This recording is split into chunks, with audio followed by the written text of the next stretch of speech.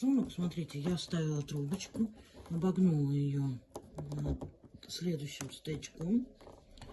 Дальше мое телодвижение я кладу на соседнюю и завожу за две стоечки.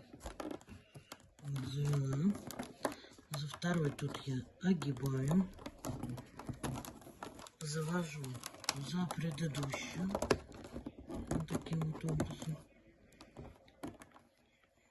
кладу наверх,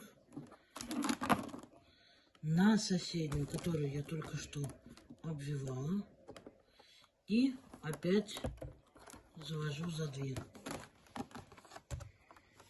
Снова крайнюю, которую завела, я обогнула, завела за соседнюю. Сейчас у меня трубочки длинные очень. За соседнюю положила сверху и завела за две. Вот таким опять. И вот таким образом плетется этот рисунок. У меня это короб с четным количеством стоек. Так понимаю, чтобы смещение было, это надо на 4 стоек, 4 кратное 4 плюс-минус 1, чтобы сдвигался рисунок. Я сейчас пройду круг и посмотрю, как у меня в этом случае будет получаться. Девочки, мы дошли до начала, где я начинала, да, с ряд. Вот у меня заканчивается ряд. И какая происходит ситуация при моем раскладе? Я должна обогнуть, вот обогнула стойку, и завести за две, да, то есть вот эту стойку я должна обогнуть, и у меня получится чехарда. То есть у меня сдвига не будет. То есть у меня все время будет одна и та же намотка на те же стойки. Поэтому плести на нечетных стойках или же кратным, да, 4 плюс-минус 1. Ну, что еще скажу? Ну, как я вылезу из этой ситуации?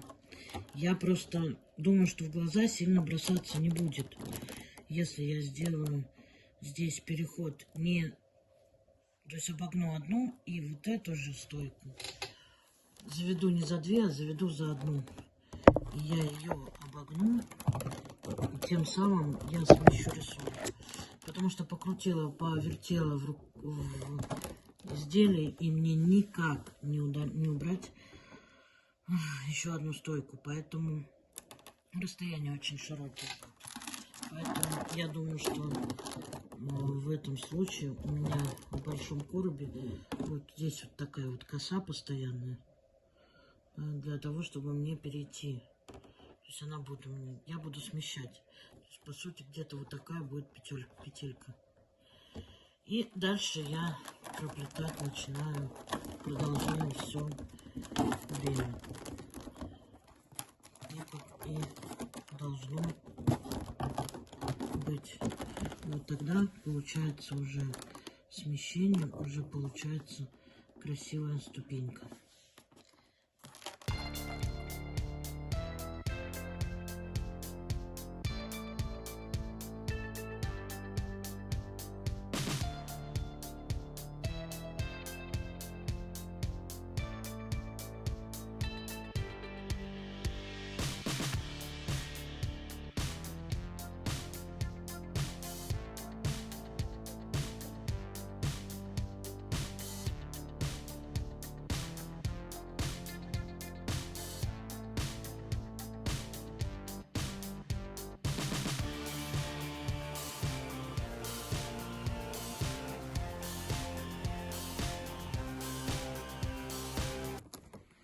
Ну, смотрите, вся суть в нашем узоре, чтобы у нас, ну, чтобы вы не сбивались и понимали, да, у нас в каждом случае получается по 3 узелка вот таких.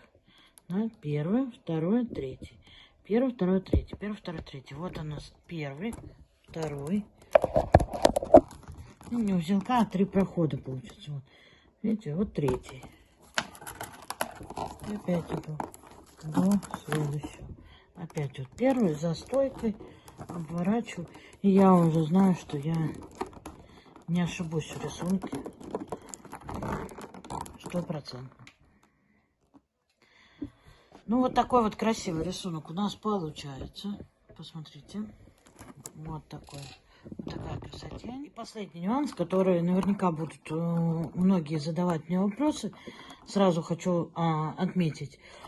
Как я буду заканчивать этот рисунок? Этот рисунок я заканчиваю очень просто. Я вот оставляю хвостик здесь.